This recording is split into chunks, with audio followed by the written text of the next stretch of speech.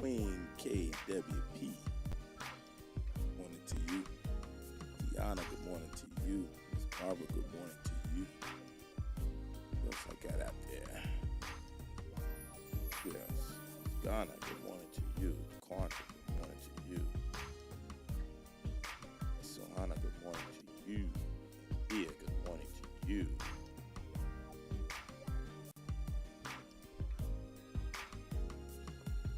Y'all are doing well. Let's go. My first 5 on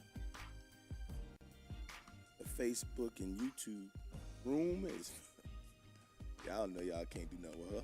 Valerie Benjamin, number 1 in today. Miss Trinice Brown, number 2 in today. Miss Kim DW, number 3 in today. Cheryl Meredith and broke in. I know that's right. Number 4 in today. My brother, Ron Overton. That's what I'm talking about. Number 5 in today. Let me trying to get situated here still, but wanted to invite you in, family. I'll do this roll call and we're going to get going. Gonna act up. It acted up on me last night and it's still trying to be defiant. Yeah, be careful. This is the newest contraption to the family. Old faithfuls don't treat me like this.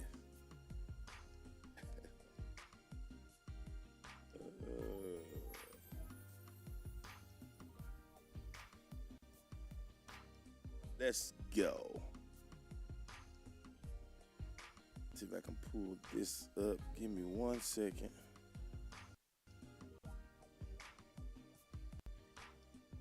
There we go. Get out our series.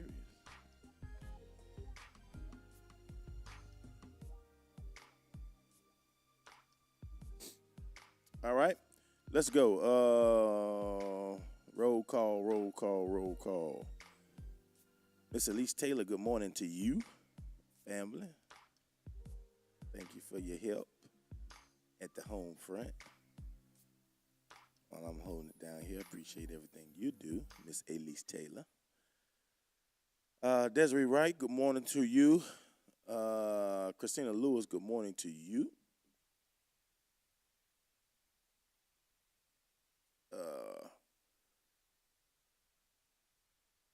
Kiwana Bigelow, good morning to you.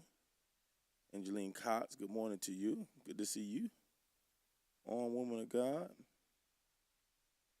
She or Shay, She. Good morning to you. Dot Wall, good morning to you. Terrell White, good morning to you. Thank you for the tags. Michaela Anderson, good morning to you. The Denia Richardson, good morning to you. The Bad Baker, good morning to you. We are tuned in to B.A. Taylor Radio. Yes, you are, Desiree. Yes, you are. Gwen Parsons, good morning to you.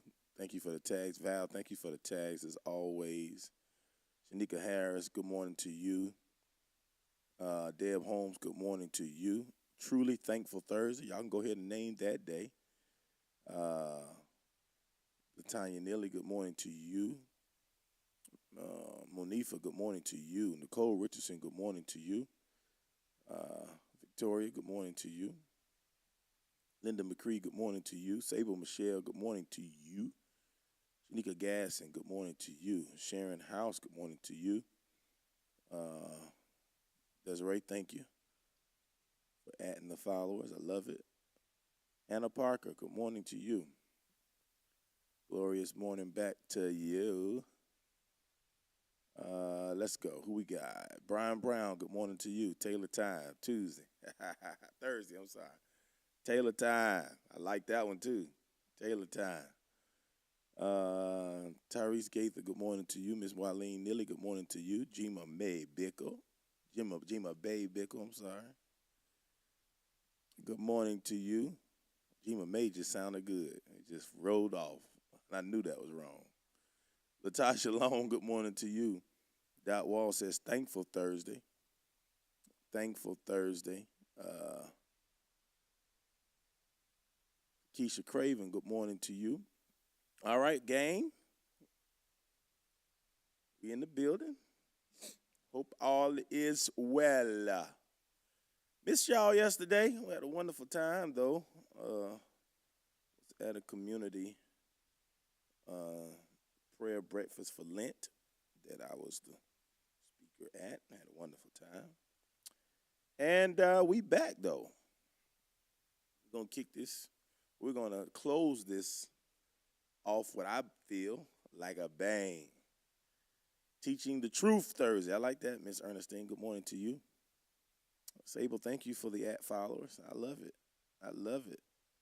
I love it. Thank you so much. We missed you too, Miss Kim. Love y'all. But I need some more well, I ain't gonna say well, I am, because I give y'all the business. That's the CMOS crew, her and her daughter.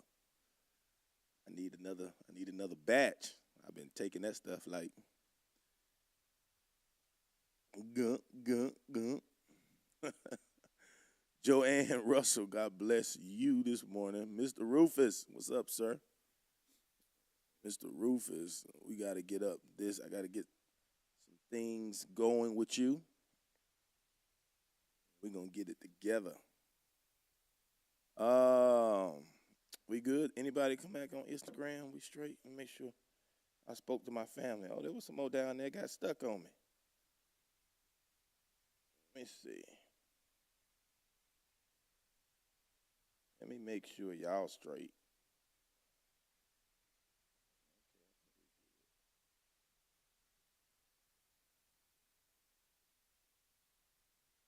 No, Des came over there. Rhonda, God bless you over there. Yep. Hey, Miss Bethany. Keith, I miss you over there. God bless you. I missed you. Shinwei, I missed you over there. God bless you. Grateful to you. All right, let's go, fam.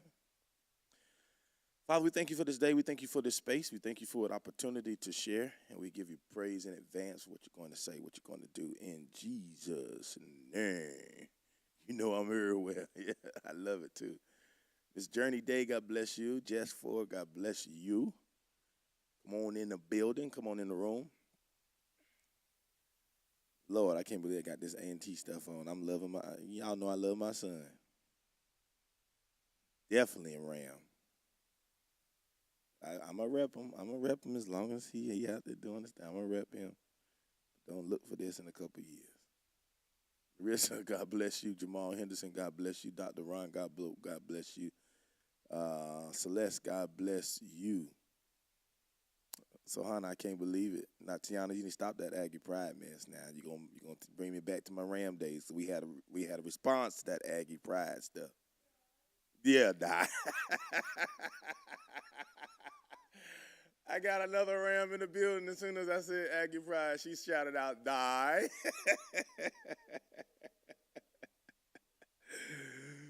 Oh, Lord, so hard to be a Ram. Yes, sir. Shoot her back a spit. Let's go. Dwight Moore, God bless you, sir. I'm about to get in trouble over here. Let me go in and get into this word. Janice Perry, God bless you. Let's go. All right, so guys, we've been talking about. We announced this placement of people kind of thing on Tuesday, and I told you it's gonna be the last 3 days, and we got through the first one as relates to outer court people. So let's go back through this. Let's read this text. And I know we talked about it being deliverance, and it really is, because you begin to free yourself from different relationships and different types when you have insight on who people are and the roles they play in your life. But I think I got a better word that I really want to entitle it. It is deliverance at the end of the day, because of the hold and the pain and the resentfulness and some of the things that move and go on. But I like to call it, I think I'm going to call it intelligence, like people intelligence. We have certain types of intelligence. It can help us kind of move differently. So that's what we're gonna go with for the next 2 days. You know me, I might shift it tomorrow. People intelligence. I like that. First John 2:19 is our foundation text. And so got a lot of feedback off of Tuesday about a lot of people like, whoa, like that was crazy. You opened my eyes to a lot of stuff. Just understanding people's placement in your life. Because some of those outer court people, you know what I mean, or it really comes down to them just getting you through spaces and stages of your life, outer circle. And so let's go on. Let me. I don't want to ramble. Let's go here. 1 John 2:19. 1 John 2:19. He says this. The Revelator says, "They left us, but they were never really with us." And tomorrow we're going to break down who they really are that are really with us. But they left us, but they were really never really with us. If they had been, they would have stuck it out with us, loyal to the end. But in leaving, they showed their true colors and showed they never did belong. Of course, I'm reading from the Message Bible. But you belong. The Holy One anointed you, and you all know it. And I haven't been writing this to tell you something you don't know, but to confirm the truth. You do not know, and to remind you that the truth doesn't breed lies. Wow, the truth does not breed lies. And so I want us to understand this because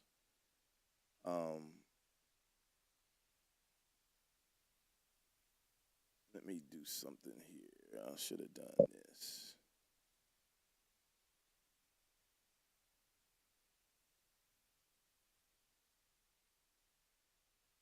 Yeah, let's do it this way. That's better. Many of life's biggest disappointments and setbacks come as a result of the behavior or actions of another person. We've been talking to that. Desiree, stop now. Many of our biggest experiences of headaches, I just want to set us up for where we were. Many of our biggest experiences of headaches, pain, our bitterness, and our hardness are a direct result of us being mistreated, being disappointed by people. That's the reality. I trusted you. You heard this. We said it. We had a long list of things, kind of that we were talking about the other day. I trusted you. I believed in you. Remember that? I loved you. This stuff that we say. I gave you my heart. I thought you were in my corner. I thought you would protect me. We said those kind of things. You know what I'm saying? I thought you would protect me. How could you leave me when I needed you the most? Some of y'all can continue that right there. You know what I'm saying? How could you leave me? These are some of the words some of y'all probably got going and writing some more stuff right now again. You know what I'm saying? We say stuff like that. We say stuff like that. And these were some of the words we find ourselves using when we had been hurt or when we have been hurt. Hey, Stephanie White, God bless you. The text finds John the Revelator dealing with losing members of the fellowship. God bless you, Apostle Keller. Alfreda Thompson, God bless you, woman of God. Tramika, hey, girl. Tina Darring, God bless you. Kirsten Moy, God bless you. Y'all coming on in the building. Stephanie Austin, God bless you. So we find John, he's dealing with losing members of the fellowship, and he's encouraging those that are still there. And he's telling them that the ones who left were never really supposed to continue on to the end with us, because if they were supposed to, they would not have ever left. So he's given this kind of encouraging word. Hey, Miss Gloria Gray. Um, and so Joy Mitchell, God bless you. And so he's telling them this, and what's happening, his approach to the departure of people in their fellowship, I really do believe, it really should be an example. It really should be an example of how we deal with the departure of people in our lives. I really do believe that. I really believe it should be an example. He states in verse 19 that they were never really with us. There were some people, when he says never really with us, it's not saying that they never really had value, but he was stating that they were never a part of the ones that were supposed to continue to the end. Because if they were part of that group, they would have stuck it out with us, out to the end. But everybody is not tied to your destiny, is what I want us to understand. And those who are will never volunteer to leave your life. They will never volunteer to leave your life. You look at that David and Jonathan kind of comparison in the Bible of the type of friendship where David, right, was so broken by Jonathan's departure and his death, and Jonathan put his life down for him, and that he likened that to losing a spouse, even though they had a very platonic relationship, but the emotional connection was so strong because that was somebody who was tied to his life, to his destiny, to who he was. He was his encourager. He was his defender. And so those type peoples are very rare. But everybody doesn't fit in that category, right? And here's the lesson. Here's the thing that I want us to grab if we don't grab anything else. I want us to really grab this piece. People are put in our lives for specific purposes. And when you understand their place, losing them won't be so devastating to recover from. I want you to really understand that. I really want you to let that sink in.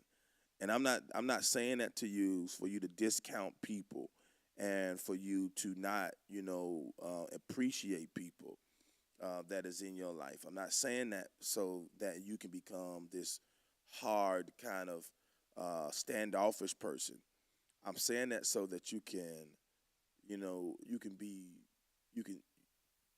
bounce back will be quicker, right? We might feel the sting of somebody that we just didn't expect to not move forward with us, but your recovery rate will be better.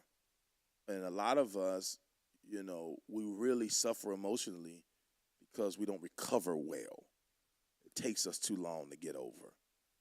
We stay in it, we soak in it, we bathe in it, we lay in it. We soak, we stay there so long and we just feel it for so long. But I want you to understand that people are assigned to specific purposes of your life. In Philippians 3:13, Paul says, the one thing I gotta do is forgetting those things which are behind and reaching forth unto those things which are before. He tells us this. And the only way you can reach what's in front of you is to really learn how to deal with what's in your past, right? Isaiah 43:18 says, remember ye not the former things, neither consider the things of old. And like I told you on Tuesday, you can't really get to the place where you forget things or remember not the things because you usually associate or have to associate the things of your past with the people of your past. I really believe this. You can't let go of the things of your past until you let go of the people of your past. You want to know why? Because most of the time it was the people. It was the people's actions that created the things that you are holding on to. I really believe this, right? And so I have just decided that if somebody can leave me, and some of y'all need to come up with this yourself, if somebody can choose to live their life absent me and my value, and they can decide to leave me without a thought, shift from me, disconnect from me, and without a notice, without a thought, without an explanation, then surely I can learn to let them go and move on without them. And you got too many people out here, right, still wounded by people that have moved on without you, but you can't seem to disconnect the importance of them in your life. If they have decided that not having me is not that critical, then I never was to them what I thought I was. And that's the truth we cannot ignore. I cannot ignore that kind of intel. I cannot ignore that kind of intel. Because if I mean something to people, they're going to fight just like I do. They're going to fight for our relationship. Right? Sometimes we try to remind people of how much we've been through. We said that on Tuesday. How many of you have done that? Ran down the list of stuff. You gonna leave me after all of this? We did it. We done this together. We done done this, and we've been here through this. We done got through that. All of this. You telling the story to somebody who was in the story. They know all of that, but their decision to separate speaks volumes, and it cannot be ignored. It cannot be ignored. Right? So we talked about there being 3 categories that people will fit into your life throughout your lifetime. And you gotta always, these are things I hope you're taking notes and you can refer back to. There are 3 categories. Everybody that you will ever experience either fits, whether it's family or friends, relational, emotional, whatever the connection. There are 3 categories where they fit. I explained the outer circle to you on Tuesday, so you need to go get that replay if you didn't hear that. I explained the outer circle. Today's assignment is to explain the inner circle. I'm going to explain the inner circle. That's the second category of people that you will experience throughout your lifetime. That's right, Joy, especially when they leave in time of need. Lord have mercy. When people leave you when you're in a tough place, in a time of your need, that's so good. That should give you super, super, super, super clear intel of what their agenda was the whole time, right? So, enjoy. I'm really going to talk about that type of person today. And hopefully I can explain and I can bring some soothing or some healing to some of you guys that have experienced hurt from those type of people that you depended on, counted on, thought was your ace, ride or die, and they left you, and especially when they left you in critical times, it's clear indication that they were never for you. It was something that shifted in what you could provide or what they got elsewhere and no longer needed from you, that caused your connection to be less serious than it was before, right? And sometimes we are so hurt, offended, outraged because, we were connecting on a personal level when people have connected with us, masked their connection, but their connection was masked as a people level or personal level. But the connection was really on an opportunity level. It was always opportunity. It was always, okay, let's go, because I promise you I'm going to get there. Inner circle. Inner circle. We're talking about inner circle today. Now, inner circle, these are the people that you will spend a lot of time with. Yeah, these are people that you spend a lot of time with. Inner circle people, these are people that you need to help move the needle. When I say move the needle, that is a corporate term, but it just means moving the vision, moving the production, moving growth, maturity, uh, just moving positions where you don't end up 2 years ago in the same place where you are today. There are certain people that are necessary to help you keep growing, keep moving, keep building, keep establishing.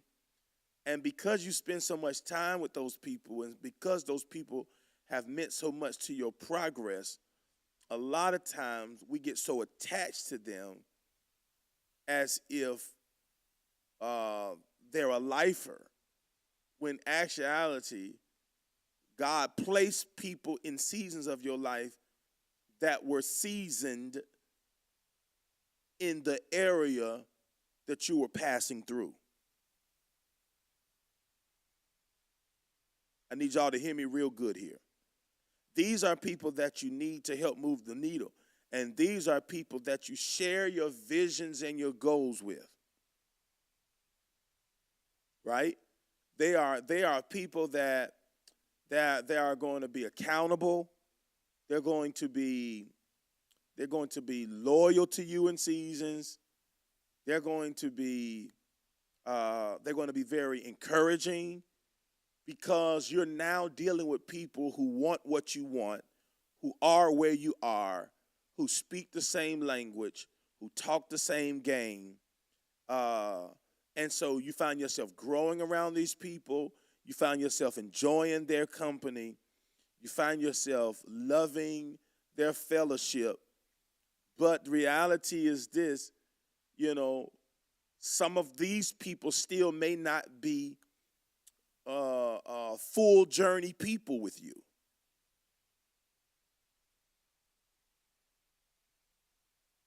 They were just necessary to teach you the lessons that you need to learn to keep going to where God is taking you. Some people may be, very focused and grinders and disciplined, and y'all personalities might have matched. And so you learned your grind in this season from this group.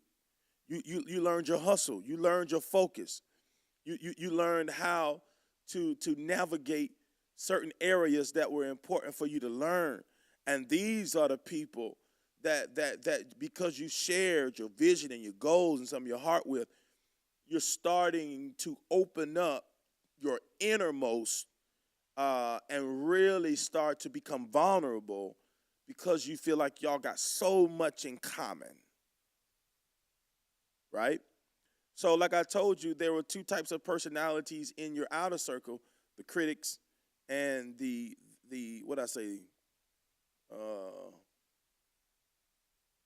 critics and those that were fearful, doubters. That's what they were called.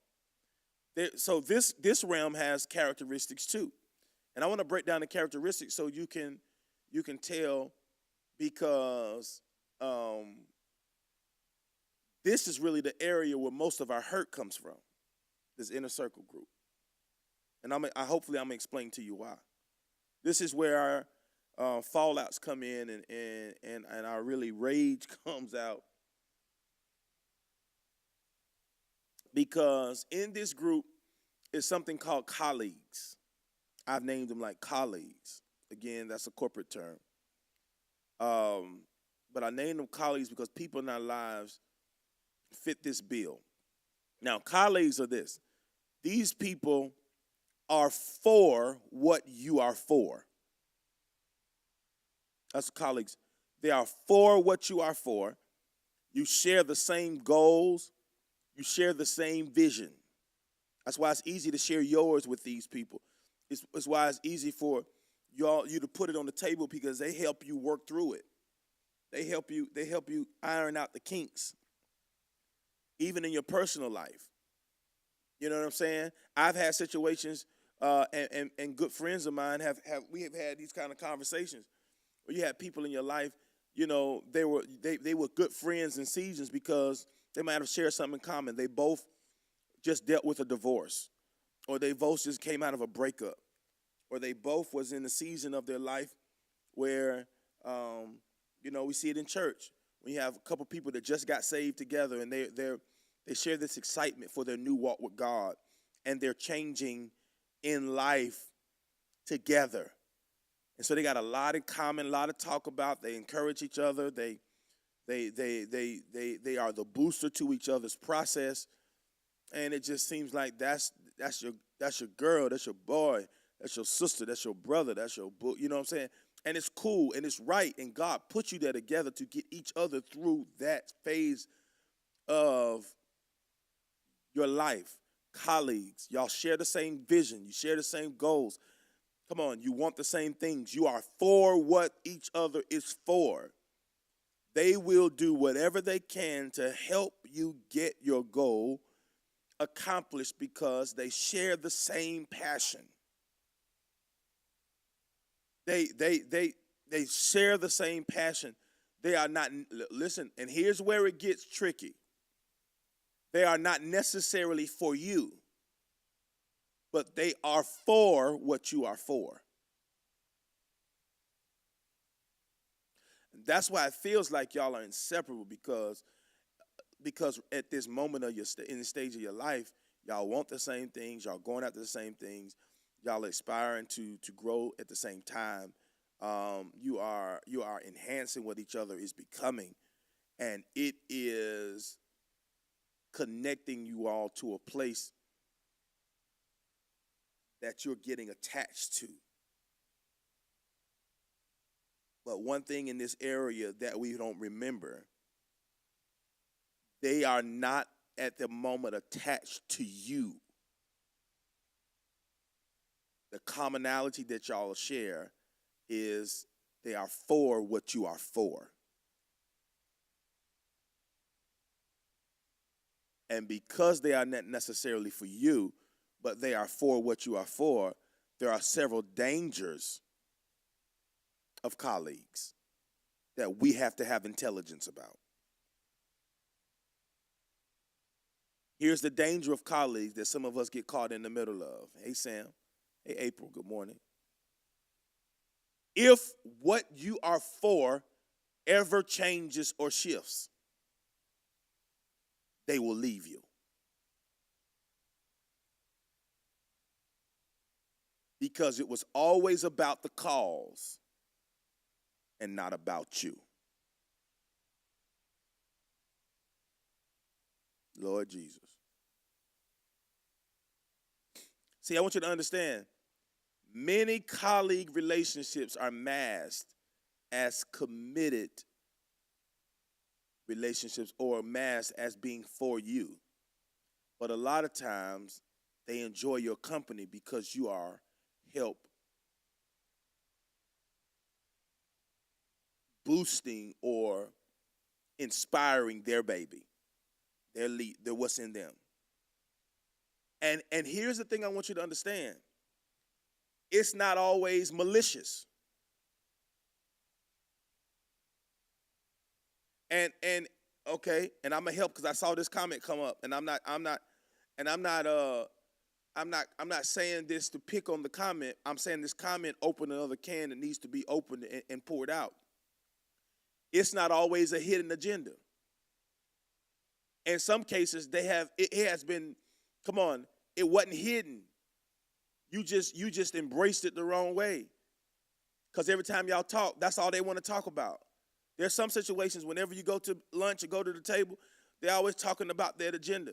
Whether it's social justice, whether it's, y'all might have connected on a level, they're talking about this new walk in God or getting over, this or what's going on at this company, what y'all dealing, whatever the topic is, it hadn't been masked, but you just had similar interests, and so you enjoyed the conversation. So sometimes it wasn't a hidden agendas. You just took the fact that y'all was connected on a thing and meant that they were connected to you.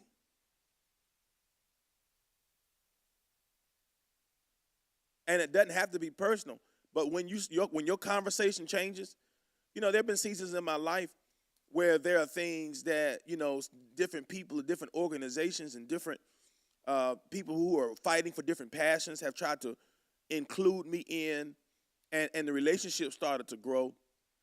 And I started to think it was because of, their connection or their drawing to me. But it was really them drawn to what having me and my influence meant for their cause. And so when I started to pull away, when God began to stretch me and pull me in another direction, and my focus changed when I understood my niche and who I was called to, and I couldn't spend a lot of time pushing somebody else's agenda, right? The phone calls stopped, the connection stopped, the invitations to breakfast and lunch stopped, the invitations for coffee stopped, because it was never about their connection to me. But when they realized that I was no longer passionate about what they were passionate about, the disconnect happened. And sometimes in life, God is going to shift you. God's going to turn you. God's going to focus you. God's going to pull you in areas and directions because your destiny requires those turns. And some people can't handle the turn of your focus because you've turned your focus from what they're passionate about. That's why I call these people colleagues, because these are the people, okay, let's put it this way. You have some people that you worked for companies in the past with, that while you were working for that company and you were sitting in the area with those coworkers, y'all were good friends. Y'all went out to lunch together. Y'all hung out on weekends sometimes. Y'all families kind of got up together. Come on. And y'all spent a lot of time together because y'all was working on a lot of projects together. Y'all was inspiring to do stuff in the company together. But when you got another job, there were some people, now you might have kept in contact with a few, and those people were personal connections. But there are some people you never talked to again after you left that company, although y'all had real good conversation and fellowship every day once you were there. Why? Because the common goal was you both worked at the same place. And you could help each other get through the issues that came along with that corporate space.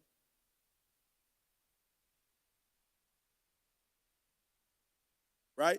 So when those things happen and shift, then those things disconnect, not because either one of you were ill or had wrong intentions with each other. The season is just up.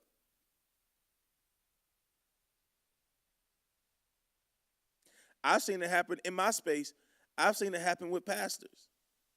I've seen pastors have close relationships, but then when God begins to challenge another person to go deeper and maybe move them in another ram of the prophetic or ram of the fivefold ministry, and then the pastor friend that they had was more traditional, was more old school. I don't say that in a disrespectful way. It's just a preference. More of a traditional feel. They started there, but when God started to shift them and separate them, then their focus shifted, and then those relationships became more estranged. Not because somebody did something wrong, but they just started to move in separate directions. And they were good for each other when they were at each other's place. Right? And it doesn't have to be a malicious thing or a fake thing when you realize that we were linked by an agenda and not by a soul.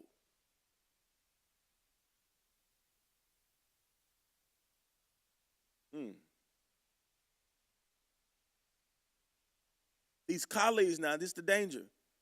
Number one is that if what you are for ever changes, they can leave you because they were never for you, they were for what you were for. Number two, here's another danger. They may connect with you to push their agenda because they are trying to pursue the same thing you're pursuing. It makes sense. It made sense for y'all to be friends. Right? But here's the danger. This person could hurt you because they look like, they act like they are for you. but they are only for what you are for.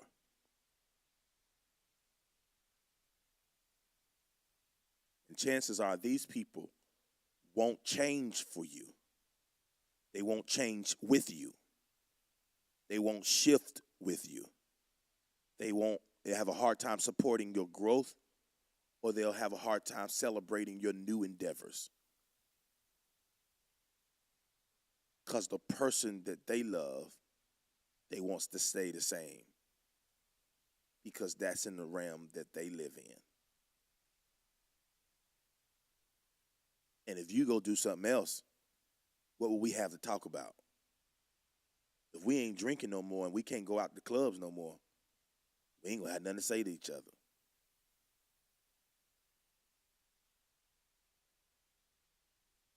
We ain't going to Vegas and Miami and turning up, and I can't talk to you about the guy I met last night and what we did and all of this, what we got to say, right?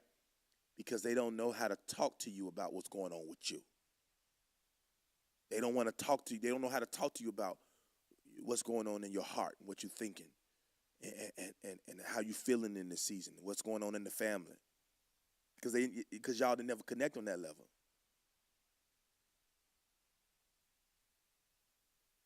You can't be the club buddy. It's crickets. I like that word. They don't want to talk to you about prayer. They don't want to talk to you about, making the turn to now I'm living in abstinence. Come on, I'm saving myself for my husband. They don't want to talk about, no, I'm trying to stop drinking.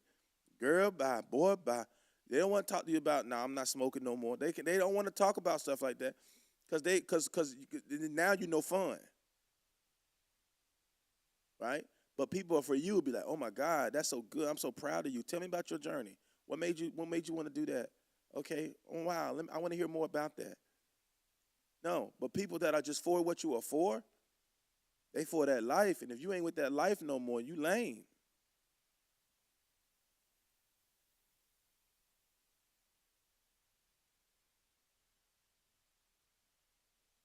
And when we get this kind of intelligence, we can just recognize this is where the journey ends. And it doesn't have to be fussing and fighting and cutting and slicing and all this other stuff. You just recognize this is where I get off the train. This is the revelation that God that what it was is probably not going to be anymore, and I have to adjust.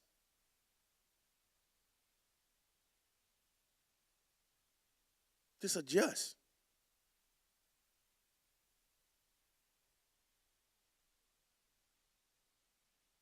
Right? So you got colleagues. That's who colleagues are. Another personality who lives in this inner circle is a military term that's termed comrades. Comrades.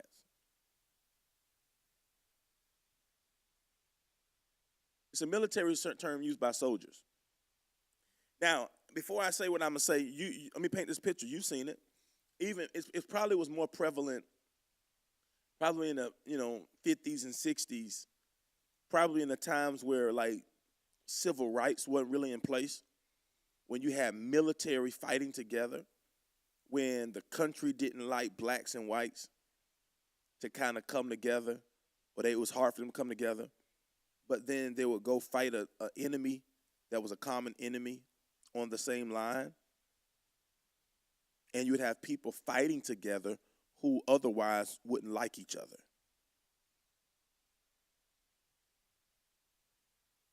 Yeah, Kendra, they don't understand your evolution because they combat again. The Bible says this, Kendra, you're so good, that's so good, that the carnal mind cannot perceive the things of the spirit.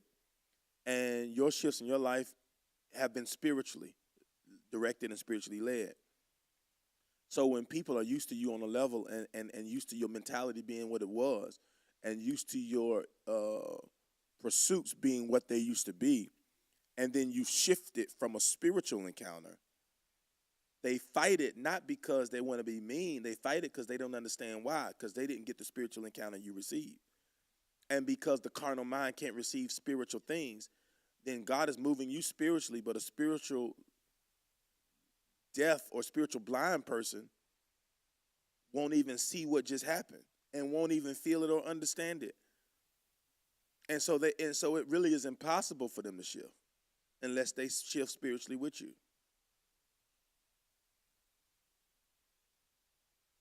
Because people that are connected to you from this inner circle, they have to understand, like y'all have connected based on y'all having an understanding. But people connected to you, we're going to talk about tomorrow, that are inner chamber people, that are in the soulless tied people to you. You know, soul ties ain't just romantic. That's a whole nother teaching. But sometimes we can be tied in our spirit. I can feel people in the spirit. And when I feel you in the spirit, I don't need to know the details of your shift.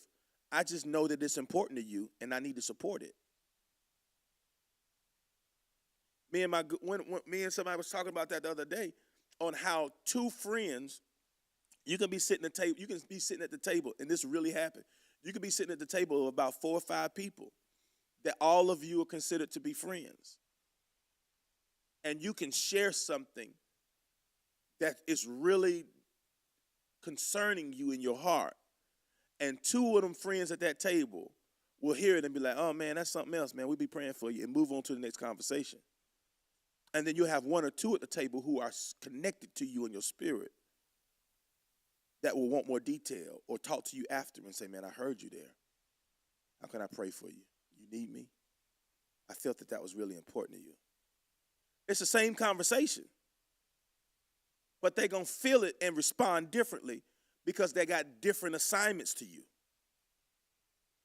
And if you ain't careful, I feel God.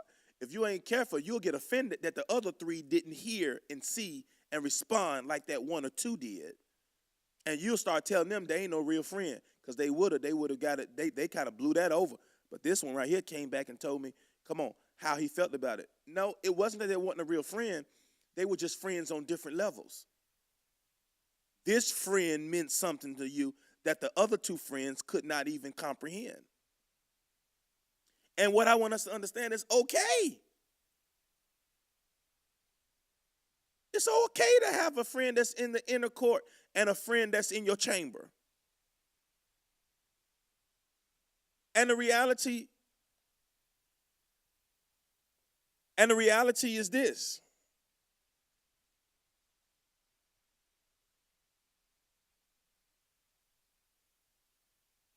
My Instagram just ended for no reason. Let me see if I can get that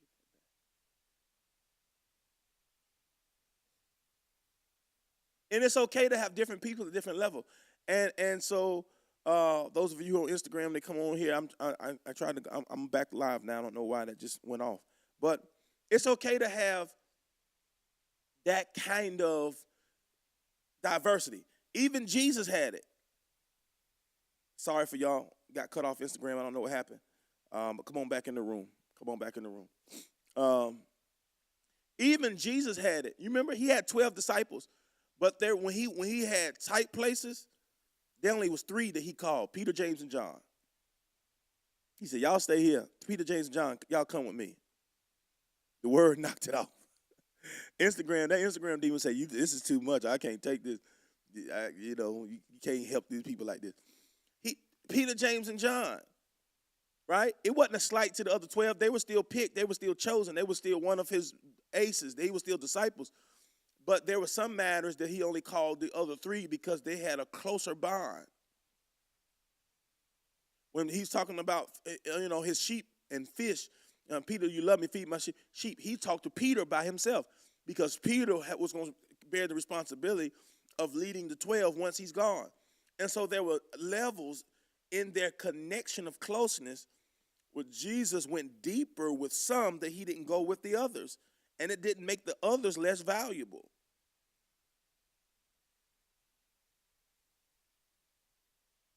But he kept them in their lane. Remember I told you, Mary and Martha got mad at Jesus because he ain't come to their house because they were supposed to be like brothers and sisters. Lazarus is your friend. The Bible says that he was Jesus' friend that he loved very much. He was his close boy, but he wasn't his disciple. And if you look at him, he never tried to force Lazarus to become a disciple. He loved him as a friend, and he was able to separate the connections that he had with the 12. Mary and Martha was around the disciples just as much as them. Come on, that was one of them, opened the alabaster box and oiled his feet. And while the other one was in the house cooking and hanging out with the boys. So they was always around, but he never blurred that line. He kept people in their position to minister to him in the lane that they were assigned to minister to him. Comrades is a military term. I want you to understand that because there are some people, like that's why I was saying about the olden days, you would have people that were prejudiced, you had black people that enlisted in the army, you would have people from parts of the country who didn't normally get along with the people that they are now fighting beside. But because they all swore an oath to defend this country against a common enemy, then they would line up and get in the same foxhole with people they wouldn't ordinarily like, but they were connected because they had a common enemy.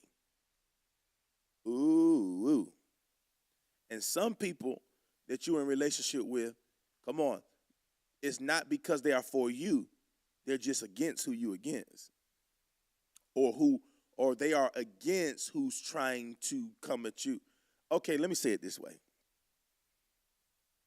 These people are not for you or for what you are for. These people you're going to encounter and they're going to mask as friends. They are against who you are against, or they are against who is not for you. Okay, have you ever had this happen? This is a category where a lot of family may come into, or people who admire you or know you, but ain't ready to and won't do what you do or kind of go where you go, but they ain't gonna let nobody mess with you. I've experienced people taking up for me, but never will join what I'm doing. Right?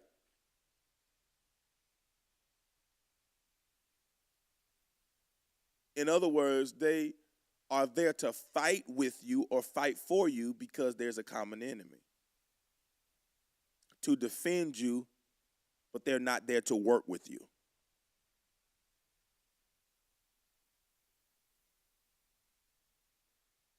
There are some people who will defend you,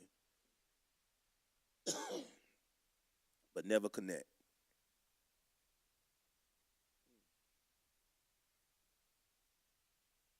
They may not have a clue about what you're pursuing, but they are going to come against anybody who tries to come against you. Your comrades. They just like to fight. And sometimes God will put fighters in your life so you won't have to.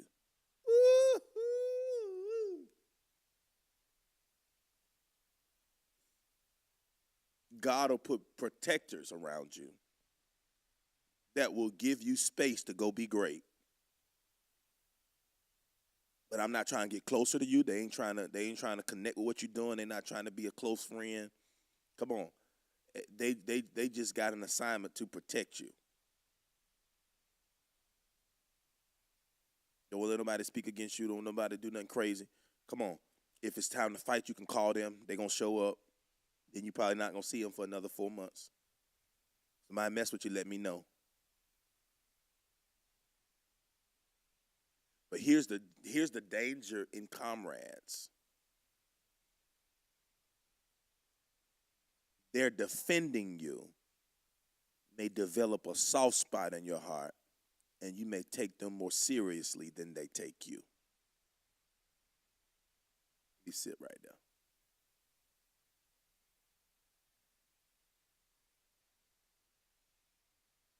You feel like if they're going to do that and really That was very nice of them. That was like, we need to probably build.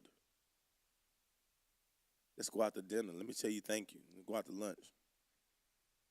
We're going out next weekend. I'm going to invite you with us. And they like, I don't like you like that. I just didn't like them talking about you.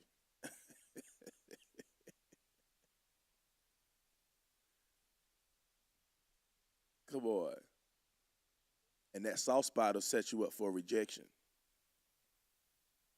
because it'll feel like a mixed signal.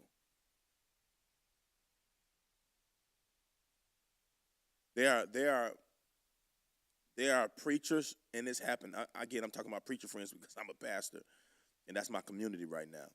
There are pastors right now that I may not talk to a lot, but they won't let nobody say nothing crazy about me, and vice versa, because they know the kind of person I am. I know the kind of person they are. You know, if they ever need me, I'm there for them. If I ever need them, I know they're there for me, but they just not gonna fellowship with me a lot. We're kind of going in two separate lanes, going in two separate directions. God has me going in a different place. He has them going in a different place. So we don't have a lot in common to spend a lot of time.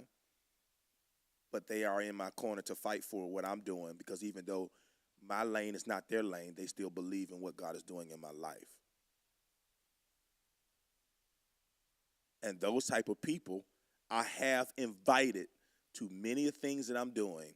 Banquets, parties, celebrations, revivals, because I'm trying to get more fellowship, because I appreciate their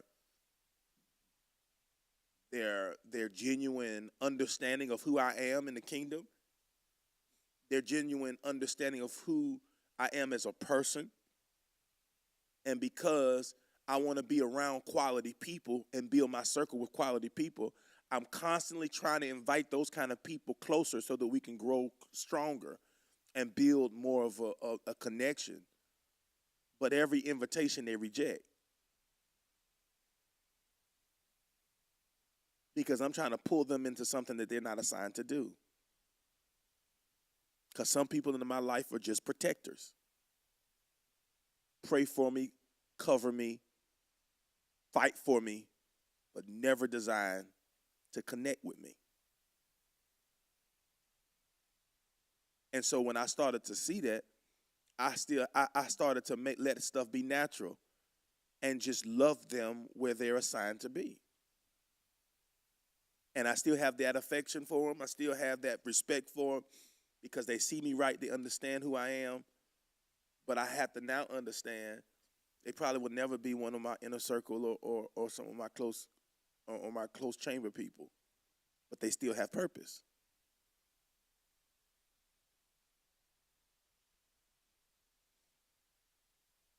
And in some cases, those type of people are closer to people I'm close to. But that doesn't necessarily mean that it's guaranteed that we'll be that close.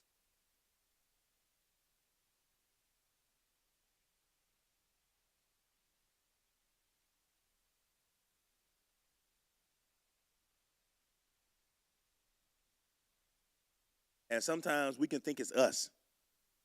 We're trying to pull people to close to realms where, you know, we want more. And it's like, and it's just a feeling after feeling. What's wrong with me? There's nothing wrong with you. Nothing wrong with you. And there's nothing wrong with them.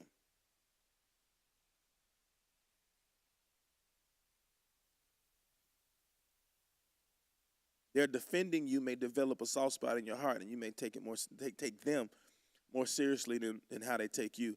And one of the most hurtful things that we ever experience is when you realize you've put somebody in a place in your life that they didn't sign up and want to be. And they prove to you that they are not to you what you have assigned them to be.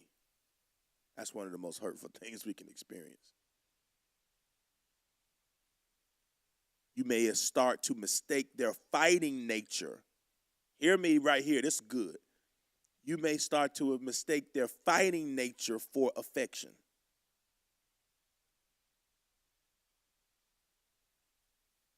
They don't love you more because they fight for you. They just like to fight.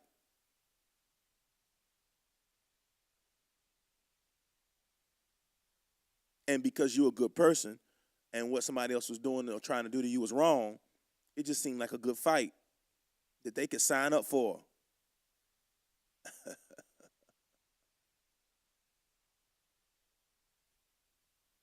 And here's the people I often refer to, just like I refer to outer circle people as more scaffolding, I often refer to inner circle folks as bridges. They may enter your life in for a season to get you to the next phase of your life. And that is a good thing.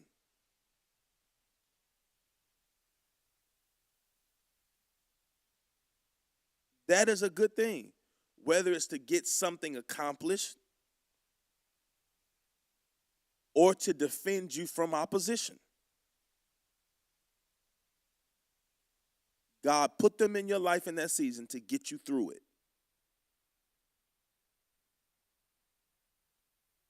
And here's the problem. Now I'm coming in.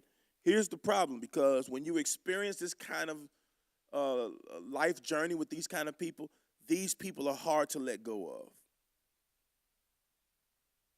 because of the value they have brought to the table or bring to the table.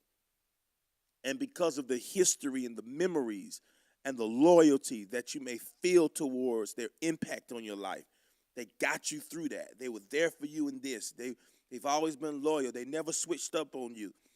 But the reality is, when God moves you to another place where they no longer can kind of comprehend and support, seasons again are up, right? And it feels hard to really let go of these people because they look committed. They look committed. It feels like they were always for you. But guess what, boo? They were committed to where you were moving through. This is probably the most key statement I've made all day. Those people were committed to where you were moving through, not to where you are going. Man.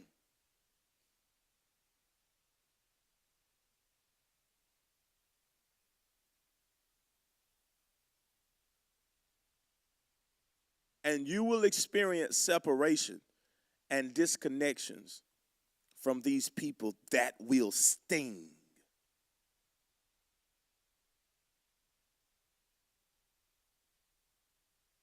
But it will still be necessary to let go of when you recognize they were for what you were for, never for you.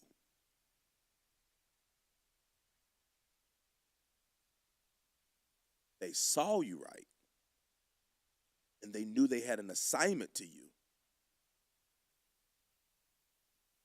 but they were never linked to you.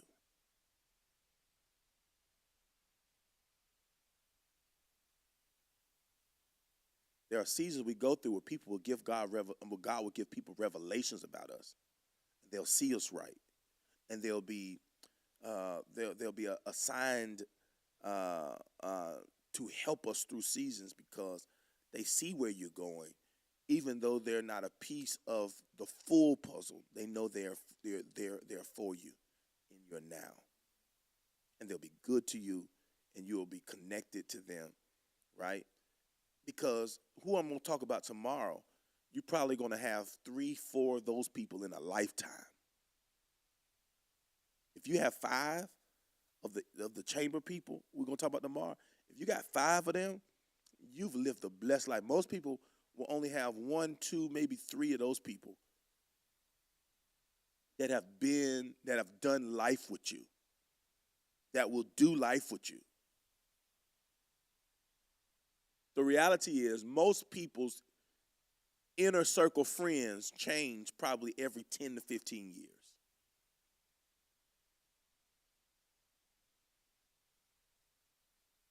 Probably a decade is the lifespan of people that are assigned to you to be close confidants to you, that share dreams with, visions with, birth stuff with, probably 10, maybe 15 years, because you're going to continue to mature, maturate, grow, shift. God's going to do things. And some of those people you're going to outgrow or grow different from. I don't want to say outgrow because you better, but sometimes God will shift you before he shifts them. And I've seen it. And some of you can testify to this. You have a new collection of friends that fit every stage of your life. And some of us try to bring that old collection to the new collection that don't work.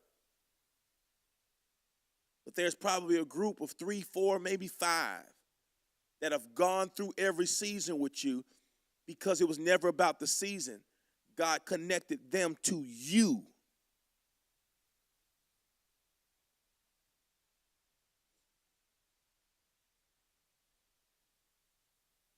My close friends now wasn't my close friends 10 years ago. My close friends 10 years ago wasn't my close friends in college.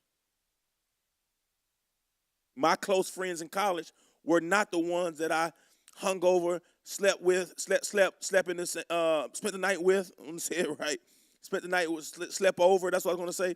Had slumber parties and stuff. Went out with. They were not the same people I was close with in high school. Every season, God has sent me assignments to be close companions to me to get me through those seasons. But there are only 2, maybe 3 that have lived. One of them have passed away by now, passed away way too short, who was my Jonathan. His name was Jonathan, but he was my Jonathan to a David. And losing him wounded me like nothing else. But there's only 2 or 3 of those people in my lifetime. And you got to understand, when you understand that, then seasonal, inner circle relationships, it'll be easier to sever. When you understand placement.